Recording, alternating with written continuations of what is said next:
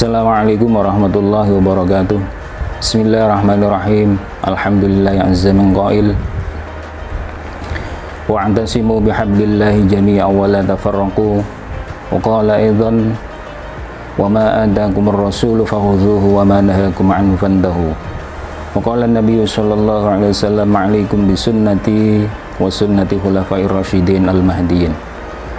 Salatan wa salaman daimaini mutalazzimain ala afdhali khalqih habibina wa syafi'ina wa qurrati a'yunina wa qudwatina Muhammadin sallallahu alaihi wasallam al-hadi ila siratal mustaqim wa ala alihi wa ashabihi al-mutamassikina lidini amma ba'd.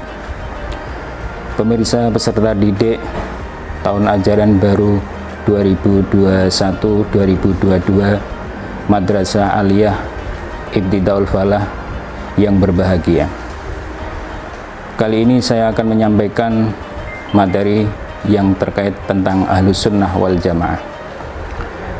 Pada dasarnya Ahlus Sunnah wal Jamaah ini yang mengikat kita, bahwasanya dasar landasan Ahlus Sunnah wal Jamaah itu ada 4. Yang pertama adalah Al-Quran, yang kedua hadis, yang ketiga ijma', yang keempat qiyas. Untuk yang pertama Al-Quran, ini Al-Quran sudah mengisyaratkan bahwasanya kita disuruh berpegang teguh pada Al-Quran. Wa'tasimu bihablillahi jami'an wa la tafarraqu. Wa ma atakumur rasulu fakhudhuhu wa ma nahakum anhu fantahu. Setiap apa yang disampaikan oleh Rasul-Rasul Allah maka kita ambil, kita laksanakan. Dan sebaliknya apa yang dilarang oleh Rasul-Rasul Allah maka harus kita hindari. Ini termasuk yang menjadi dasar landasan Ahlus Sunnah wal Jamaah, Al-Quran. Karena Al-Quran ini sebagai tuntunan kita agar supaya kehidupan kita baik di dunia maupun di akhirat mendapatkan ridho dan benar-benar di jalan Allah Subhanahu wa ta'ala. Yang kedua adalah hadis. Hadis ini adalah sesuatu yang datangnya dari Rasulullah Shallallahu Alaihi Wasallam.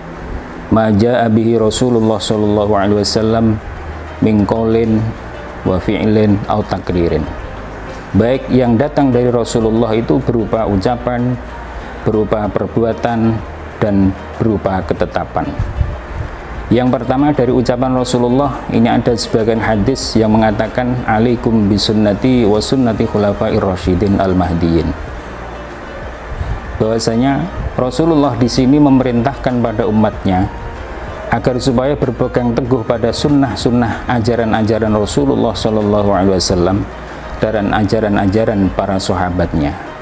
Jadi di sini jelas bahwasanya Rasulullah memerintahkan umatnya itu bukan hanya mengikuti Rasulullah, akan tetapi juga mengikuti sahabat-sahabatnya. Nabi juga pernah mengatakan, ashabi kan nujum bi ayyihim iktadaitum ihtadaitum. Kata Nabi, sahabat-sahabatku itu tak ibaratkan sebagai bintang. Siapapun yang mau mengikutinya pasti dia akan mendapatkan petunjuk. Ini termasuk jaminan dari Rasulullah Shallallahu Alaihi Wasallam. Karena pada dasarnya sahabat ini termasuk secara langsung mendapatkan bimbingan dari Rasulullah Shallallahu Alaihi Wasallam. Barang siapa yang mau mengikutinya, maka dia akan mendapatkan petunjuk dari Allah Subhanahu wa ta'ala. Itu yang kedua, as-sunnah. Yang menjadi pertanyaan biasanya itu bagaimana kita bisa melakukan apa yang seperti dilakukan oleh Rasulullah sallallahu alaihi wasallam. Tentunya kita harus mempelajari hadis-hadis sahih, termasuk seperti Sahih Bukhari, Sahih Muslim, Nasai, Tirmidzi, Sunan Abi Dawud, dan kitab-kitab hadis sahih lainnya. Karena pada dasarnya hadis ini menerangkan, ada sebagian yang menerangkan tentang dalil-dalil nas-nas Al-Quran yang belum jelas, artinya masih mujmal. Seperti dalam masalah sholat ini tidak ada kaifiyah tata cara sholat diterangkan dalam Al-Quran, akan tetapi diterangkan dalam hadis Nabi yang mengatakan bahwasanya shollu kama ra'aitumuni usolli. Ini secara tidak langsung Nabi memberi penjelasan dari ayat-ayat Al-Quran tentang kewajiban, kaifiyah tata caranya orang yang sholat. Jadi ini termasuk sunnah Nabi yang bil qauli dan bil fi'li. Shollu kama ra'aitumuni usolli, setelah kamu semua seperti saya sholat. Ini termasuk didikan ajaran Nabi Muhammad SAW pada para sahabatnya. Jadi Nabi Rasulullah mempraktekkan sholat dan sahabat disuruh mengikutinya. Ini termasuk kaifiyah tata cara. Jadi seseorang itu tidak akan bisa beribadah secara sempurna kalau landasan dasarnya itu hanya Al-Quran. Maka dalam Ahlus Sunnah wal Jamaah ini dasarnya sudah lengkap. Jadi Al-Quran, hadis, ijma, dan qiyas. Yang ketiga adalah ijma. Ijma itu kesepakatan para ulama untuk mengambil sikap menentukan hukum dalam satu permasalahan. Karena ini sangat penting, bahwasanya permasalahan yang ada di masa sahabat Rasulullah dengan permasalahan sekarang itu pasti lebih banyak permasalahan sekarang. Makanya kalau kita tidak ada ijma, kesepakatan ulama di antara madhab 4 yang disepakati para ulama-ulama, ini nantinya akan banyak masalah yang tidak ada titik temunya. Yang keempat ini adalah qiyas. Jadi qiyas ini mengkiaskan suatu permasalahan dengan permasalahan yang lain. Ini termasuk akidah dasar daripada Ahlus Sunnah wal Jamaah.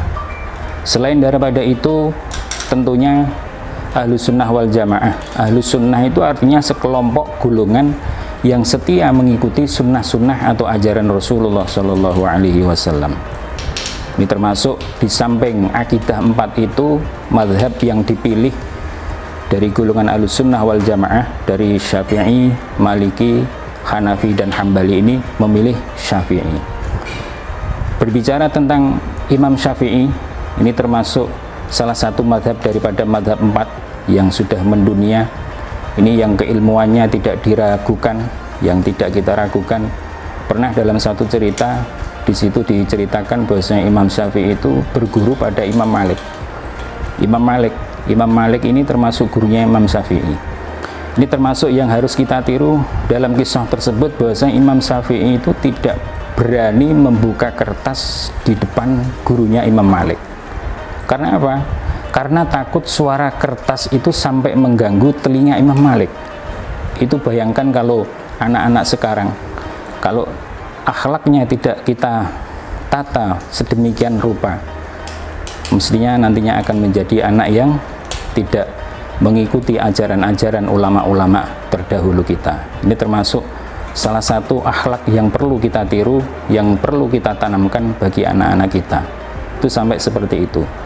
Dalam ibarat diterangkan, tasoffahtu warokatan inda syekhina Malik sofhan rokikon makhofat ayyaku ansautuha fi sam'i. Imam Syafi'i tidak berani membuka kertas di hadapan gurunya Imam Malik karena memang takut, karena suara itu nanti sampai mengganggu telinga Imam Malik. Ini kalau kita bandingkan anak sekarang, antara akhlak Imam Syafi'i dan anak sekarang ini sangat jauh sekali. Setidaknya kisah itu bisa memberi iktibar teladan bagi kita semuanya. Itu salah satunya. Termasuk cerita daripada Imam Syafi'i lain, pernah sholat di dekat makbarahnya Abu Hanifah. Abu Hanifah ini kita tahu bahwasanya yang tidak mensunnahkan doa kunut pada waktu sholat subuh. Tapi ketika Imam Syafi'i sholat subuh di dekat kuburannya Abu Hanifah, ini tidak kunut. Padahal Imam Syafi'i ini termasuk salah satu mazhab yang mensunnahkan doa kunut ketika melakukan sholat subuh.